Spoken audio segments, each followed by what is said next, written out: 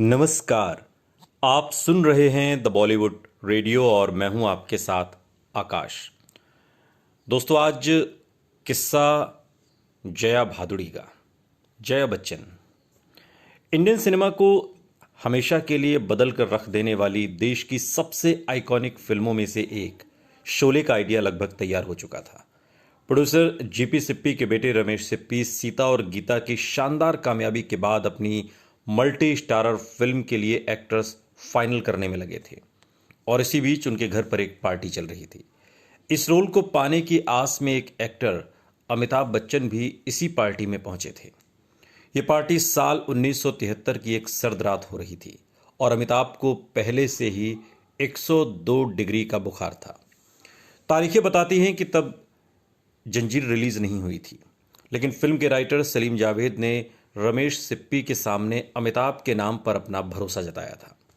Sholay the making of a classic किताब में दर्ज किस्सा बताता है कि फिल्म डिस्ट्रीब्यूटर इस बात के खिलाफ थे कि सिप्पी अपनी फिल्म में अमिताभ को कास्ट करें, क्योंकि वो पतले थे, दब्बू से दिखते थे और करिश्माई नहीं लगते थे।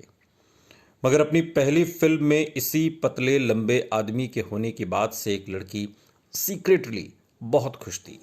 उसका मानना था कि ये एक्टर डिफरेंट है और एक ऐसी फिल्म के लिए परफेक्ट होगा जो हीरो हीरोइन के नॉर्मल रोमांटिक सब्जेक्ट से हटकर है। और वो लड़की कोई और नहीं बल्कि जया भादुड़ी थी, जो अब जया बच्चन है। उन्हें सात हिंदुस्तानी में देखने के बाद से ही यकीन था कि ये अमिताभ बच्चन एक्टर अच्छे हैं और समय आने पर इनका नाम भी खूब चमकेगा। ये जया का भरोसा था। सिर्फ 15 साल की उम्र में सत्यजीत रे की फिल्म महानगर, जो कि साल 1963 में आई थी, इस फिल्म में काम कर चुकी जया को अपने पिता और जाने माने पत्रकार तरुण कुमार भादुड़ी से पता चला कि एक्टिंग सीखी भी जा सकती है। पुणे के film and television institute FTII में वो यही करने आई थी और पास आउट होते होते कई बड़े फिल्म मेकर्स के लिए ऑडिशन देने के बाद जया को ऋषिकेश मुखर्जी की फिल्म गुड्डी मिल गई। गुड्डी साल 1971 में रिलीज हुई। फिल्म में एक ऐसा रोल था जिसके लिए थोड़े कम पॉपुलर एक्टर अमिताभ को भी चुना गया था, लेकिन तब तक आनंद रिलीज नहीं हुई थी। और इसी बीच जब आनंद रिलीज हो गई और अमिताभ को लोग पहचानने लगे तो उनके हाथ से गुड्डी निकल गई। जया की भविष्यवाणी सिर्फ अमिताभ के मामले में ही सच साबित नहीं हुई, बल्कि उन्होंने कई और मौकों पर ऐसी बातें कहीं जो बाद में सच हुई, और इतने अच्छे तरीके से मानो जया बच्चन सच में कोई पहुंची हुई ज्योतिष हो और पहले से सब देख चुकी हूं। आज के इस पॉडकास्ट में हम आपको वो बातें बताएंगे जो जया बच्चन ने कही और उनका सच होना सिनेमा फैंस के लिए बहुत अच्छा रहा। गुड्डे रिलीज हुई और तारीफ पाने के बाद साथ साथ हिट भी रही। जया पॉपुलर हो गई। अब वो ऋषिकेश मुखर्जी की सबसे आइकॉनिक फिल्मों में से एक बावर्ची, जो कि साल 1972 में आई, उसके लिए उस दौर के सुपरस्टार राजेश खन्ना के साथ शूटिंग कर रही थी। अमिताभ के हाथ से गुड्डी तो निकल गई, लेकिन उन्होंने जया को कहीं नहीं जाने दिया और दोनों अब अक्सर मिलने लगे। बावर्ची के सेट पर तो अमिताभ अपने दोस्तों के साथ आ जाया करते थे। रिपोर्ट्स बताती हैं कि senior star superstar Rajesh Khanna ने जया को सलाह दी कि वो अमिताभ से न मिला करें, उनका इंडस्ट्री में कोई भविष्य नहीं है। जया को गुस्सा आ गया और बताया जाता है कि उन्होंने राजेश खन्ना को कहा कि जिस आदमी को वो कम आंक रहे हैं वो एक दिन फिल्म इंडस्ट्री चलाएगा। जया के अलावा कौन जानता था कि अमिताभ बच्चन हिंदी सिनेमा में एक फिनोमेना बन जाएंगे।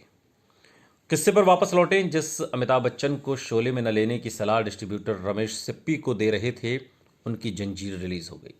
अमिताभ अब एंग्री यंग मैन थे। जया के साथ बंसी बिरजू और एक नज़र में फ्लॉप रही उनकी जोड़ी अब हिट थी। और इसी बीच शोले में जया ने सिर्फ अमिताभ के लिए काम किया। 1975 में जब तक शोले बनकर रिलीज हुई, अमिताभ और जया सिर्फ एक सुपरहिट स्क्रीन कपल ही नहीं, रियल लाइफ पति पत्नी थे और उनकी बेटी श्वेता का जन्म हो चुका था। जया के FTII वाले दिनों पर अगर वापस चलें तो सिक्किम के बुद्धिस्ट परिवार में पैदा हुए शेरिंग फिन्सो डेंजोंगपा आर्मी ज्वाइन करने का पैशन छोड़कर एक्टर बनने FTII पहुंचे। वो जया के ही बैचमेट थे और सीनियर्स के सामने इंट्रो देने के बाद से ही उनके नाम का मजाक बनने लगा। जया अपने बैचमेट के साथ ये होता देख नहीं पा रही थी और तब उन्होंने जाकर उनका नाम सिंपल रख लो ना ये कह दिया। और तब डैनी ने अपना नाम बदलकर, मतलब जो शेयरिंग फिल्म शो डेंजोंगपा था, बदलकर डैनी रख लिया। एफटीआई से पास आउट होते होते डैनी को भी काम मिलने लगा। वो इंडस्ट्री के टॉप विलन बने, ऐसे विलन बने जो हीरो से ज़्यादा फीस लेने लगे। अग्निपथ, हम और घातक वगैरह उनकी कुछ बेहद पॉपुलर फिल्में हैं और उनका नाम इतना यूनिक था कि उनकी सॉलिड एक्टिंग के साथ जनता के मन में वो बैठता चला गया। बहुत से स्टार्स ने इंडस्ट्री में डेब्यू करने से पहले एस्ट्रोलॉजर की सलाह पर अपने नाम बदले। जया का डैनी नाम देना शायद इस आइकॉनिक एक्टर के लिए कुछ ऐसा ही कमाल कर गया। 1991 के नवंबर में बॉक्स ऑफिस पर एक कमाल की घटना हुई। चांदनी जैसी बड़ी हिट के बाद यश चोपड़ा अनिल कपूर श्रीदेवी के साथ लम्हे लेकर आए।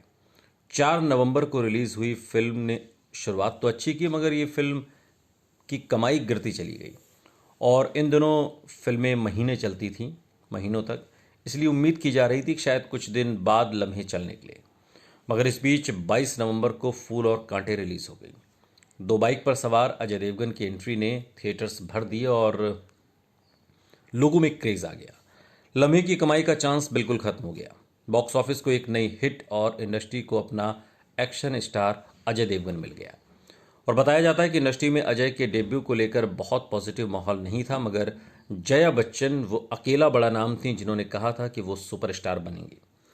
अजय की एंट्री को मॉडर्न हिंदी सिनेमा में एक्शन स्टार्स की शुरुआत माना जाता है। पुराने दौर से वापस लौटते हैं और आज के दौर में अभी कुछ ही महीने पहले तेलुगु इंडस्ट्री में बनी एस राजामौली की RRR ने ऑस्कर अवार्ड जीतकर इंडियन सिनेमा का नाम ऊंचा किया। बाहुबली के समय से साउथ में बनी फिल्मों ने हिंदी फिल्मों को जो टक्कर देनी शुरू की, उसका असर KGF फ्रेंचाइजी, पुष्पा और कांतारा जैसी तमाम फिल्मों पर दिखा। और आज एक्टर्स बात कर रहे हैं कि अब कोई बॉलीवुड, कॉलीवुड, टॉलीवुड जैसे नामों की जगह एक नाम इस्तेमाल किया जाना चाहिए, इंडियन फिल्म इंडस्ट्री।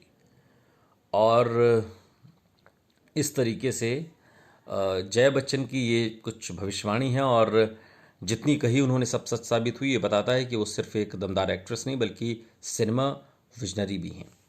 ये बात भी शायद कम लोगों को पता है कि अमिताभ की प्रोडक्शन कंपनी ABCL से काफ़ी पहले जया ने Saraswati audio visual private limited नाम से एक प्रोडक्शन हाउस शुरू किया था और इस कंपनी ने ही देख भाई देख, जो कि साल 1993 में एक शो है, वो इसी कंपनी ने बनाया था। और जया बच्चन चूँकि तमाम फिल्मों में नज़र आईं, अभी मेंबर ऑफ पार्लियामेंट हैं, थोड़े बहुत काम भी करती रहती हैं, लेकिन जो भी है, जितना भी है, जया ने जिस ऊंचाई को छुआ है वो वाकई काबिल तारीफ़ है। सुनते रहिए द बॉलीवुड रेडियो, सुनता है सारा इंडिया।